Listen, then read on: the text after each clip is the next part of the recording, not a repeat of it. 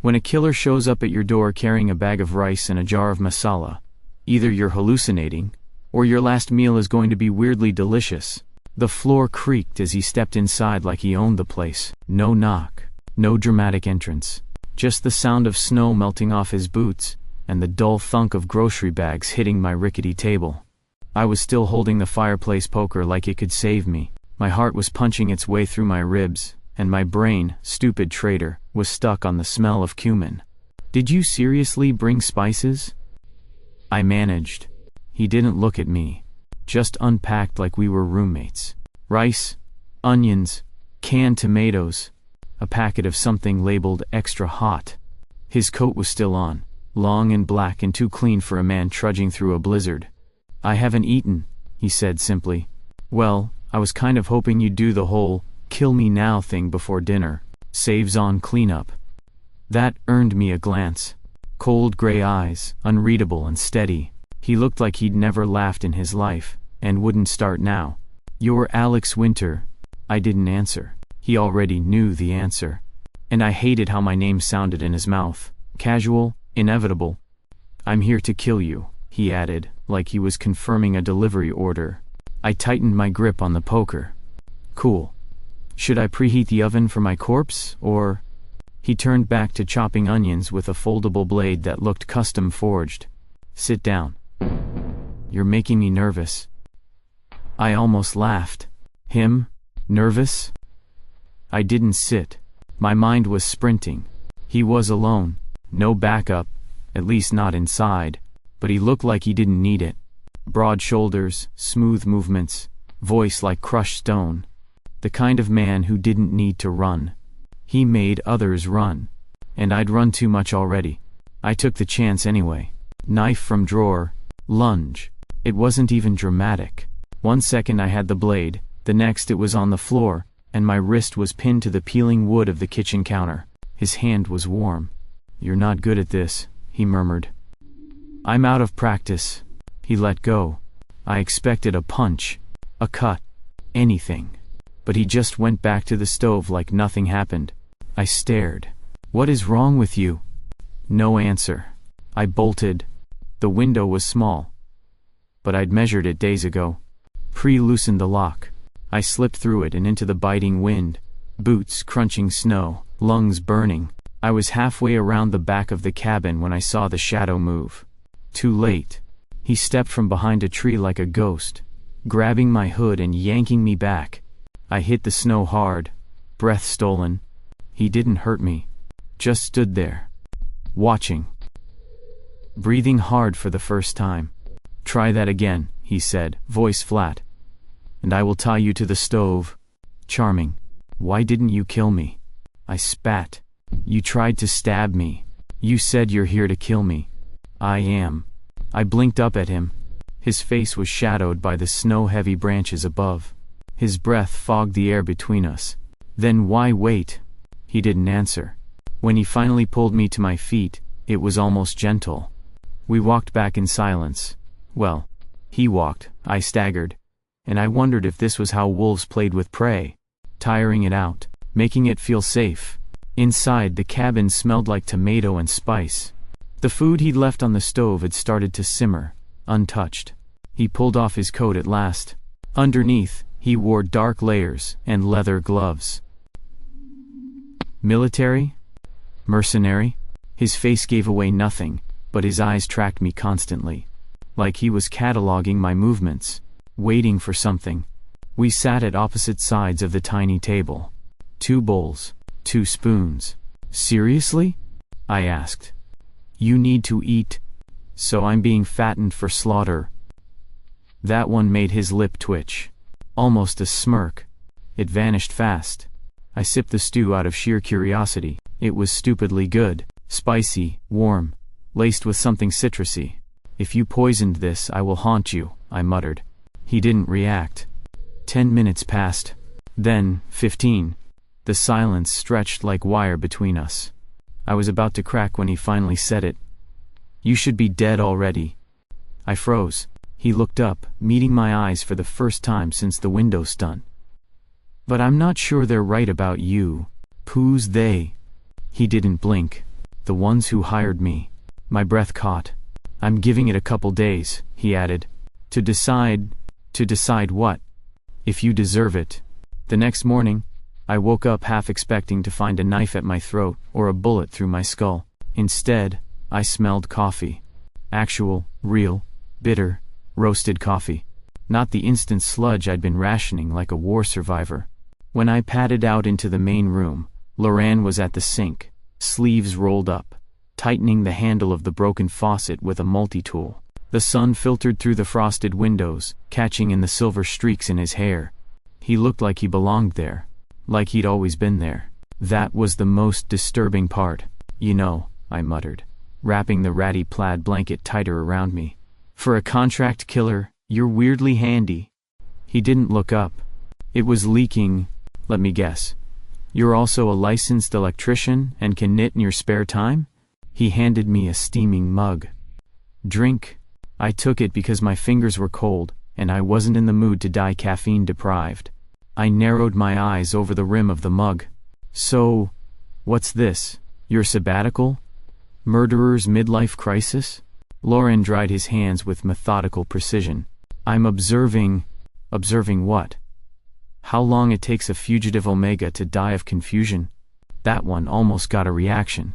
A breath through his nose that might have been a laugh if I squinted hard and tilted my head. He didn't answer, of course. He never really did. He just moved through the cabin like a shadow with a to-do list. Chopping firewood, fixing the draft under the back door, restocking the pantry from some hidden stash he must have buried out in the woods. Meanwhile, I watched, suspiciously, helplessly, because if he was going to kill me, he was taking his sweet time. And if he wasn't, what was he doing? I'd spent the last 3 months looking over my shoulder, jumping at every snapping twig. My body was trained for tension, every muscle wired for survival. But now there was this strange lull. Like I was in the eye of the storm, and the eye had cheekbones, knives, and made a disturbingly good curry. The worst part? I was starting to feel almost safe. I sat at the small table where we'd eaten the night before. The corner of it still had the scorch mark from when I'd knocked over a candle weeks ago. A mark of solitude. Proof I'd been here. Alive. Loran walked past me, brushing snow off his coat. His shoulder bumped mine, barely, but the contact sizzled, unexpected and hot through the cotton of my sleeve. He didn't look back. I hated that. Do you do this with all your targets? I asked, voice sharper than intended. Play house, share breakfast, fix their plumbing? No. I blinked. You sure? You've got the whole domestic murderer vibe down. Very niche. Silence. I huffed and pulled my knees up onto the chair, wrapping my arms around them. The blanket slipped off my shoulders, and I didn't bother to fix it. The cold didn't bite so hard anymore. I should have been panicking, screaming, throwing things. Instead, I was here, cracking jokes at a man who had probably ended more lives than I'd saved in mine, and weirdly, wanting to know what he'd say next. I watched him crouch by the fireplace, stacking fresh wood with absurd precision. Like he couldn't afford to leave anything crooked. Like chaos bothered him. You always this controlled? I asked quietly.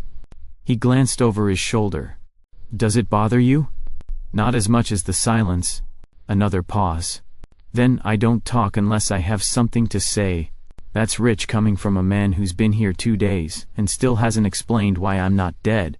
His jaw tightened, just enough for me to notice. A flicker. I told you, he said. I'm deciding. Right. And while you decide, you do house repairs and cook like a professional chef? I'm not used to being questioned. I smirked. Then you really picked the wrong Omega. He stood slowly, dusted ash off his hands, and fixed those glacier gray eyes on me. No, he said. I think I picked exactly the right one. The words landed like a gut punch. Unexpected, measured, loaded. I didn't have a comeback. He walked out to bring in more firewood, leaving the door open just long enough for a gust of snow-dusted air to swirl around the room. I sat there in the aftermath, trying to piece together whether that was a threat, a compliment, or a warning. Or maybe all three. I leaned back in the chair and stared at the ceiling beams. There were spiderwebs in the corners I hadn't bothered to clean, an old stain on the wood near the window, a dent from when I'd thrown a book in frustration a week ago. This place was filled with remnants of me, my anger, my fear, my need to hide, and now he was here. Steady. Quiet. Not kind. But not cruel either. A killer. A stranger. A presence I couldn't read, but for the first time in months, I didn't feel alone. The phone call came just after midnight. I wasn't asleep. Hadn't been in days. Not really. I was curled on the couch with a book I wasn't reading, ears straining to catch every sound Loran made in the next room. I heard the click of a receiver, a soft chime, then his voice, lower than usual. Not for secrecy, for control. This line isn't secure. A pause, then a snort from the other side. Male, fast-talking, and cocky. I edged closer to the half-closed door and held my breath. Loran, babe, if I wanted secure, I wouldn't be calling you from a pizza place's backroom server. Loran didn't answer. You're late, the voice went on. Target's still breathing. Why? He's not a flight risk. That stung a little. I had tried to run, technically. Oh, come on. You're watching him? That's what you're going with? I'm assessing. The voice grew sharper. No, you're hesitating. You never hesitate. Another silence. I want a status update in 24 hours, the man snapped. And if he's still breathing by then, don't bother coming back. They'll send someone else. You know how this works. Then the line went dead. I stepped away from the door so fast I almost tripped on the frayed rug. So, that was it.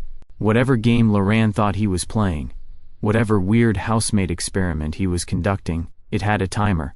24 hours. That was all I had left. I lay awake the rest of the night, staring at the ceiling and imagining the soft click of a gun safety being disengaged. By morning, I'd made a decision. Run. Again. One last time. Even if it failed. The snow had melted just enough to expose the trail behind the cabin. My pack was already stashed behind the woodpile. Emergency cash, fake ID, protein bars. It wasn't much, but it had to be enough. I waited until Loran stepped outside, axe in hand.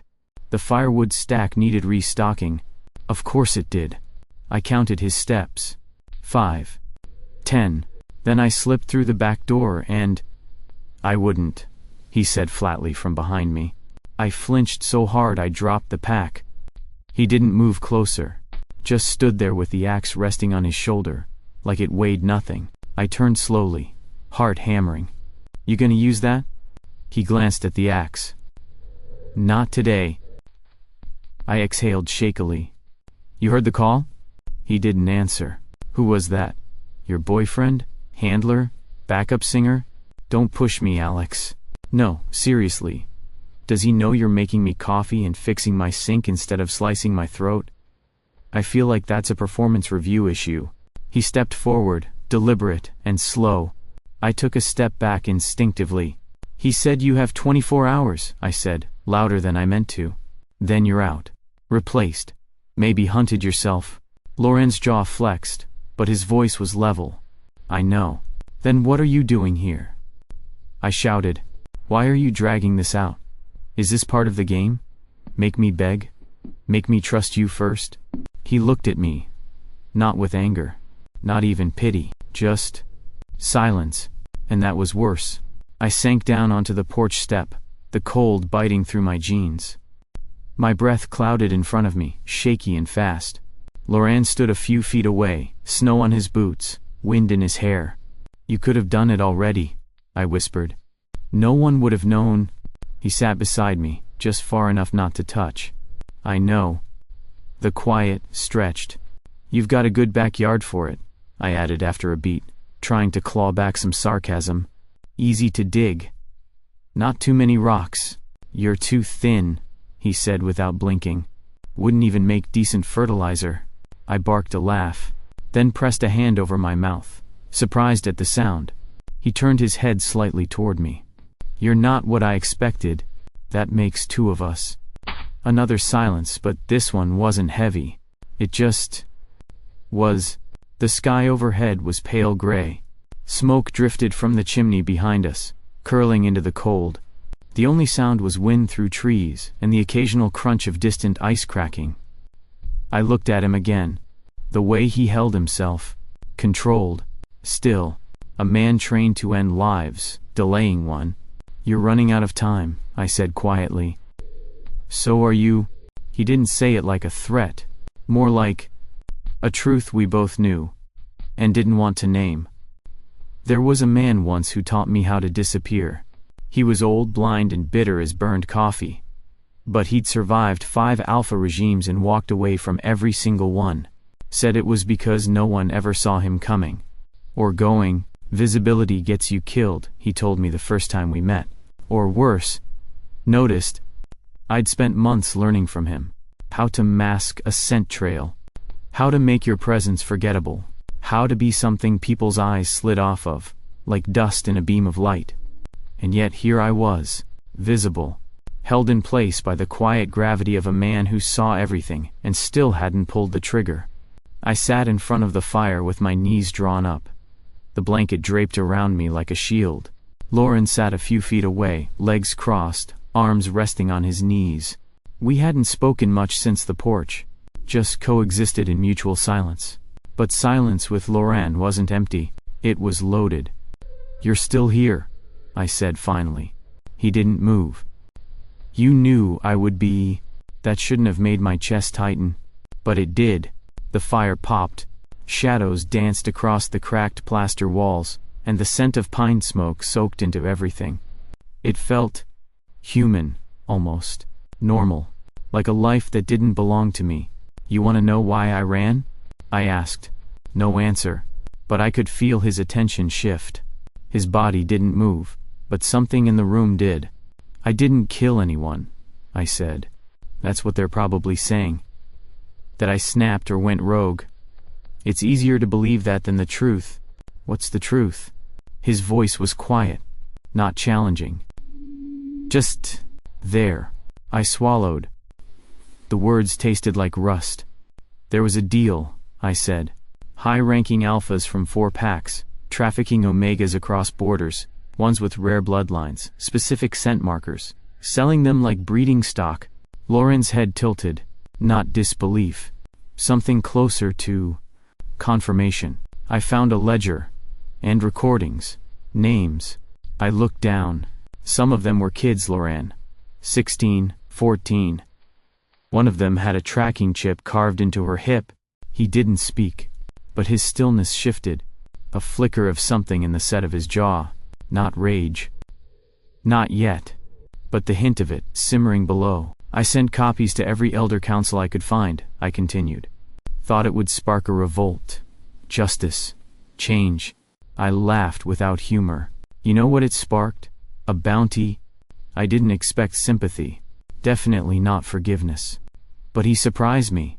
"You were part of the chain?" he asked. The question was blunt, but not cruel. "No," I said. "But I worked in the records department. Close enough to be a threat. Not close enough to fix anything." We lapsed into silence again. The fire crackled. My hands were cold even though I sat inches from the flames. "You said I'm not what you expected," I said after a moment. "What did you expect?" Loran didn't answer right away. When he did, his voice was low. "I expected fear, manipulation, maybe even charm. You got sarcasm and insomnia. Sorry for disappointing." Another long pause. Then, to my shock, his lips quirked. Barely. But it was real. We didn't say anything after that. Just sat there. 2 men forged from different wars, pretending the world didn't exist outside the glow of the fireplace. At some point, my eyes grew heavy. My body gave in before my mind could protest. For the first time in weeks, months, I let myself rest. I don't know how long I was out. But I know what I felt. A shift in the air. A presence above me. The soft brush of footsteps on wood. My eyes didn't open, but my breath stilled. My heartbeat slowed, instinctively quiet. I felt him. Loran. Standing over me. I didn't flinch, didn't move. And then I felt it. Cool metal. The ghost of a blade hovering just inches from my skin. He was watching me, measuring, not with hatred, not even with calculation, with conflict, like something in him was pulling in two directions at once. I stayed still, vulnerable, unmoving, trusting. Why? I didn't know. Maybe I was tired. Maybe I'd given up. Or maybe, just maybe, I wanted to believe that something in him was breaking too. The knife didn't touch me. His breath hitched once. Then the presence retreated. The floor creaked again. A shadow shifted. When I finally opened my eyes, I was alone by the fire. But the air still remembered him. I woke up drenched in sweat, and with my sheets twisted like I'd fought off a nightmare. Except this time, the nightmare wasn't in my head, it was in my body. It started slow. A tingle at the base of my spine, a low heat humming in my belly. Then the smell hit me. Not from the room. From me. Oh hell, I whispered, sitting up too fast and nearly knocking over the glass of water on the nightstand. It was happening. My body, traitorous, stupid, unprotected, was sliding into heat. I hadn't gone into full rut in over a year. Too much stress, too much running, too many suppressants. I thought I'd burned it out of myself. Apparently not. Panic clenched my throat. I scrambled out of bed, dragging off my shirt, wiping at my neck like I could scrub the scent away. I opened the window. Snow gusted in, biting and sharp. I leaned out into it, chest heaving. Breathe. Think. Hide it. I dug through the drawer. Somewhere, there had to be one left. A suppressant patch. Maybe expired. Maybe not. Anything to buy me time. My fingers trembled as I peeled open the last wrapper. The patch stuck to my arm like a prayer. But it was already too late. I heard the footsteps a second before I smelled him. Loran. Sharp leather. Cold steel. And underneath it, a flicker of something I'd never registered before. Recognition. I turned slowly, my body frozen in place even as my blood thrummed too loud in my ears. He stood in the doorway, completely still. Eyes on me. Not with hunger. Not with cruelty. With shock. Like his instincts had just slammed into him at full speed and he was doing everything in his power not to move. Get out, I said hoarsely. He didn't. Loran, I warned, backing up. It's not what you think. I didn't do this on purpose. I know, he said quietly. His voice was different. Raw. Tense. I have a patch, I added, pointing to it like it was a shield. It'll kick in soon. Just give me an hour. He didn't answer. His eyes tracked me like a predator already fighting the leash. I hated the way my knees felt weak. Not from fear, but from the heat rising in my chest, dragging every breath out too slow. This is why you should have killed me, I said, forcing a smile. At least then I wouldn't be embarrassing myself like this. You're not, he said. Come on. We both know what happens when someone like me goes into heat around someone like you. He blinked slowly. You think I'd use this against you? I hesitated. Wouldn't be the first. He stepped forward. Just one step. I'm not a monster. No, I said, laughing bitterly. Just a killer who makes a really solid soup. His mouth twitched, but it didn't reach his eyes. Go lie down. What? You're shaking. Your scent spiking. Go lie down, Alex. I didn't move. I'm not going to touch you, he added. Unless you ask. Those last words slid into my ribs like a whisper. Unless I ask. I stared at him, throat dry. My fingers curled at my sides. I don't want to ask, I said. I don't want this to be because my body's losing control. His expression didn't change. Then it won't be. We stood like that, two statues caught in the pull of something neither of us named. The fire downstairs cracked. The wind howled outside the cracked window. And I didn't feel scared, not anymore. I don't understand you, I whispered. You're not supposed to. I took a shaky breath. You should leave. I should. Another pause. "But I'm not going to," he said. "Because every part of me is telling me to stay. Not because of your heat, because of you." My chest clenched. He took another step forward. I didn't back away this time. "Tell me to go," he said. "And I will." I looked at him. Tall, controlled, terrifying, and holding himself back so completely I could see the tension trembling in his fingertips. I didn't tell him to go. I reached out instead. His fingers brushed mine. Careful, deliberate. When he finally closed the space between us, it wasn't desperate. It was quiet, slow, reverent. He laid his forehead to mine. His breath was warm, steady, anchoring me. We moved together like a question slowly becoming an answer. No rushing, no demands, just touch, heat, a wordless promise in every breath. His hands were sure, but never pushing. Mine were trembling, but never afraid. It was the opposite of everything I'd learned to expect. And when I curled into him later, skin damp, heart finally still, I whispered the only thing I knew was true. "I don't know why you stayed," I said, voice raw. "But if you walk away now, it'll break something I just started to believe in." He didn't answer. He just wrapped the blanket around both of us, pulled me closer, and stayed. Morning came too bright. The sun hit the snow outside like it was trying to blind us. Inside, everything felt quieter than usual, like the cabin itself was holding its breath. I lay still for a long time, wrapped in the scent of wood smoke, flannel, and him. Loran had already gotten up. I heard faint sounds from the kitchen, water running, the soft clink of a mug being set down. Measured, precise, like always, like nothing had changed. Except, everything had. I pulled the blanket tighter around me. My body ached in that dull, satisfied way that made my cheeks heat just remembering. But underneath the haze, something else stirred. Sharp and cold. Doubt. Was it just instinct? Proximity? A tactical mistake he regretted now? I tried not to think like that, but I'd spent too many years surviving to believe in softness that lasted. I got dressed slowly, deliberately, and made my way to the kitchen. Loran stood by the stove, back to me, pouring coffee. His posture was the same. No twitch, no stiffness. But when he turned and saw me, something flickered in his eyes. Not regret, but restraint. He handed me a mug without a word. "Thanks," I said, voice scratchy.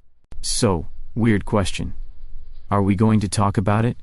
Or pretend last night was a dream sponsored by cabin fever?" He leaned against the counter. "I don't pretend." "Well, that's a relief." I took a sip, mostly to avoid looking directly at him. "So?" I set the mug down. "How bad is it?"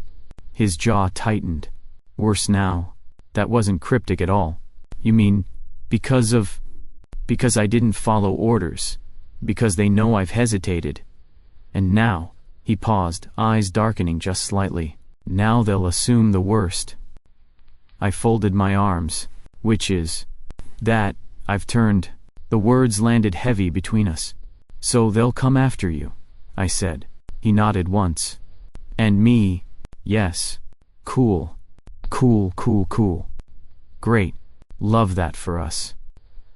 I rubbed a hand over my face. "Okay. Then we run." Loran didn't react, just stared at me like he was weighing something invisible. "I have emergency IDs," I continued, moving into practical mode because that's what panic does for me. "Cash. A route mapped through 3 safe houses. It's not perfect, but I don't want to run," he said quietly. I blinked. "You... what?" He looked away. Just for a second. Enough to show a crack in the armor. "With you," he clarified. "I don't want to just survive anymore. I want something else." I stared at him, heart tripping over itself. "You're serious?" He met my gaze. Deadly. I wanted to laugh, or cry, or maybe just collapse into him again, and pretend we weren't being hunted by an underground network of militant alphas with endless resources. Instead I said, "You have a plan?" "Not yet." "Well, that's comforting." Loran's mouth twitched, the ghost of a smile, but his eyes stayed steady. I don't expect this to be easy, he said. But I made a choice the moment I didn't kill you. And last night just confirmed it. My throat tightened. Okay, I said, softer now. So we figure it out. He nodded once. And just like that, something shifted. The fear didn't vanish, but it dulled, replaced by a pulse of determination I hadn't felt in months. Because this wasn't just about survival anymore. It was about choosing, finally, who we were and who we wanted to be. Together. We left before sunrise. The cabin faded behind us like a ghost, just smoke, snow, and memory. I hadn't been to the old forest trail in over a year. It still smelled the same. Damp moss, pine needles, the faint sweetness of wild mushrooms. My boots knew where to step before my brain did. Some instincts don't fade, no matter how long you've run. Loran walked behind me, silent and steady. The man we were going to see didn't like surprises, or people, or company in general, which made this visit extra fun. He doesn't trust strangers, I said as we approached the clearing, especially the tall, silent, deadly kind. Noted, Loran replied. Should I smile more? Please don't. It'll just make you look homicidal and pleased about it. He said nothing, but I felt the energy shift. Humor, maybe even fondness. It warmed me more than the sun ever could. We reached the edge of a crumbling porch. The cabin was crooked, patched together with mismatched wood, and whatever stubbornness hadn't rotted out over time. I knocked once, then twice, sharper. A voice growled from inside. If it's you, Alex, bring coffee. If it's not, get lost or get shot. Good morning to you too, old man. The door creaked open. He stood in the threshold, still tall despite age, eyes white and clouded, but his presence filled the space like a wall. You smell worse than I remember, he said. And you brought company. Loran didn't move. Yeah, I said. Didn't have time to get you flowers. The blind man tilted his head toward Loran, nostrils flaring once. Killer, he said flatly. Not today, I offered. Shame. He turned and walked inside. Come in. Don't touch anything that smells like oil or gunpowder. We stepped into the small, cluttered space. Maps on the wall. Piles of dried herbs. A low fire crackling under a dented kettle. The same old wolf skull sat on the mantel like a judge, watching. The man dropped into a chair with a grunt. Name's Rian, he said, without facing Loran.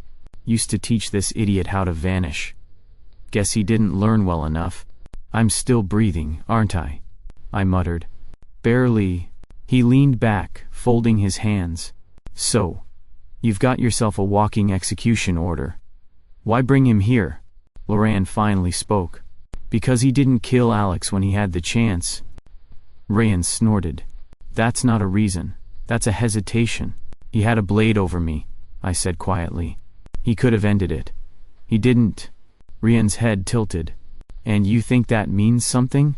I think, he said, standing slowly and walking toward the fire, that if a wolf smells blood and doesn't bite, he's either broken or in love.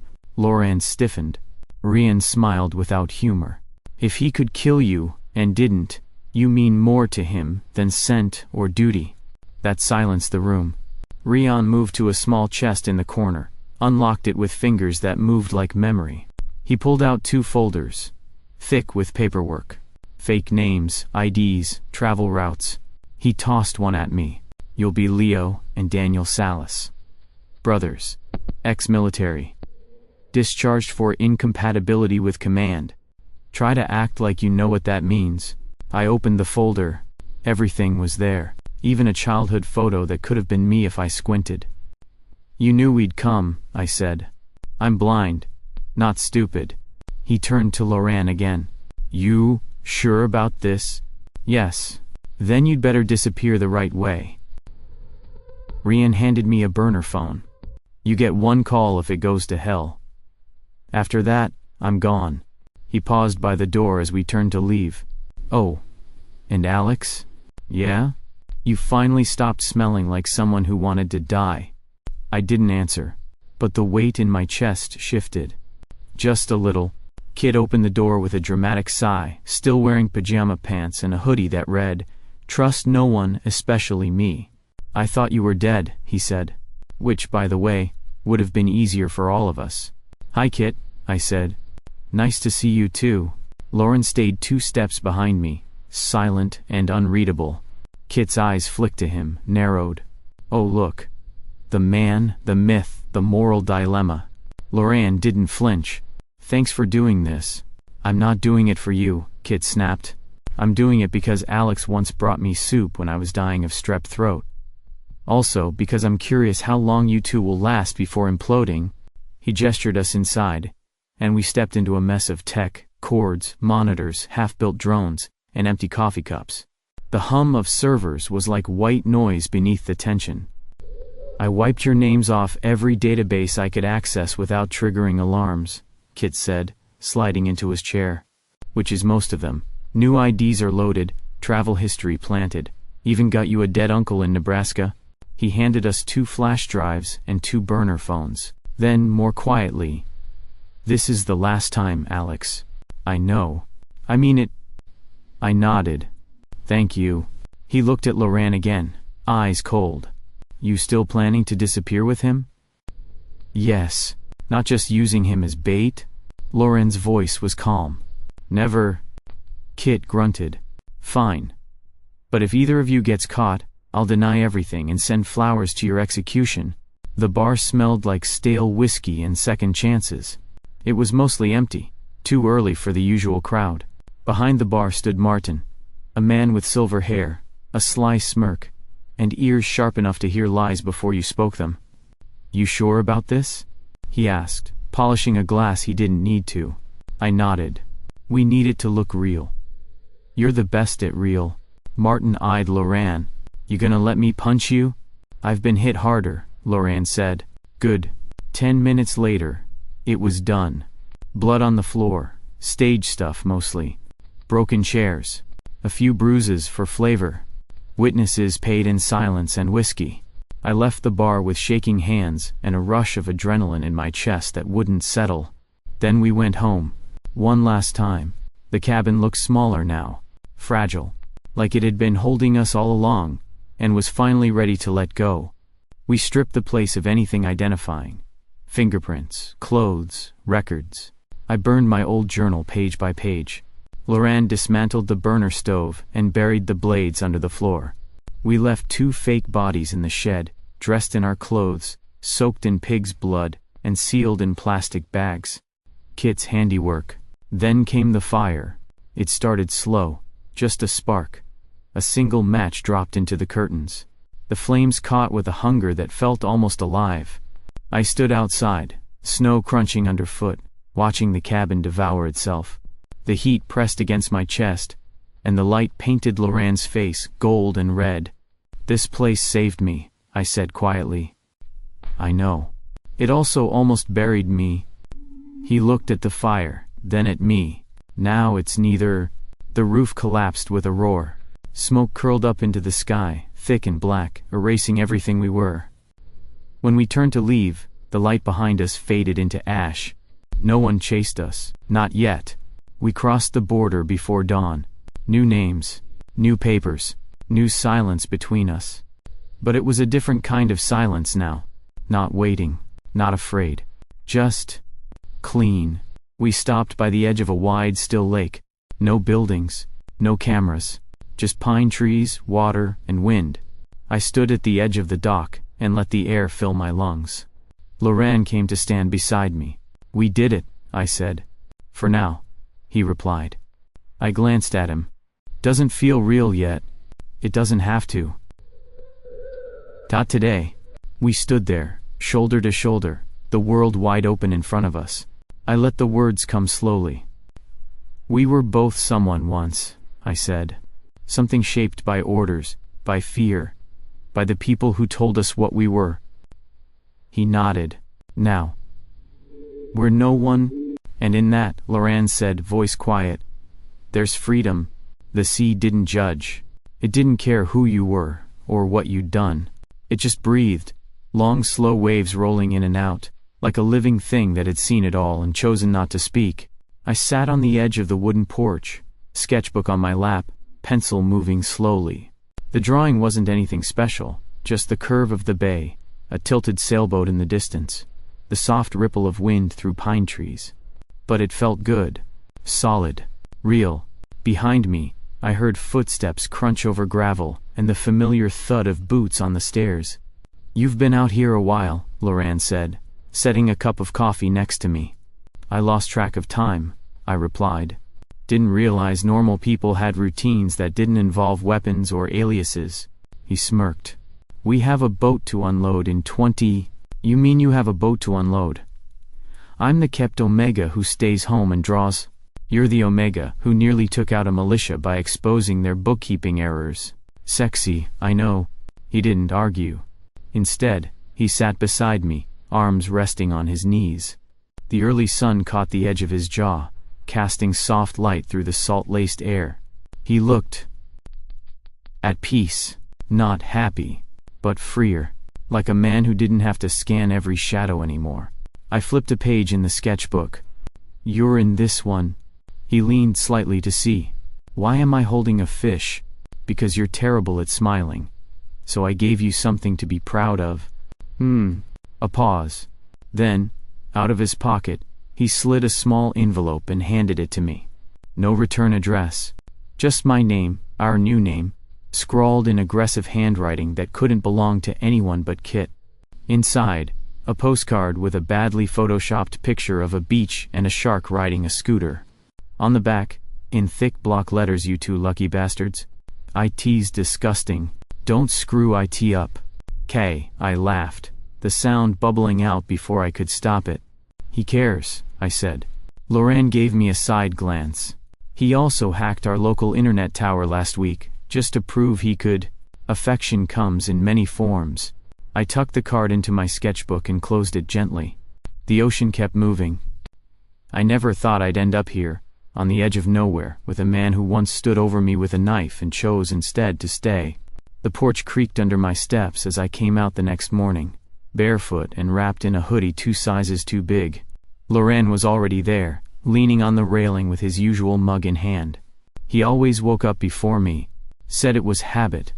I suspected it was because he liked watching the world before it got loud. "Coffee's hot," he said, handing me mine without looking. "Because you made it, obviously." We stood there a while in silence, watching seagulls spiral over the water. The wind tugged at my hair. The sky stretched open. Then I said it, not even sure why. Maybe because it had been sitting on my chest for weeks. Maybe because it wasn't true anymore. "You were supposed to kill me." His head turned, just slightly. I remember. I looked down into my cup. Sometimes I still wake up thinking, "You might." He was quiet for a long time. Then he said softly, "I should have." My throat tightened. "But," he added, and I looked up. His eyes met mine, steady and warm, and so full of something I couldn't name without falling into it. "But you smelled like home."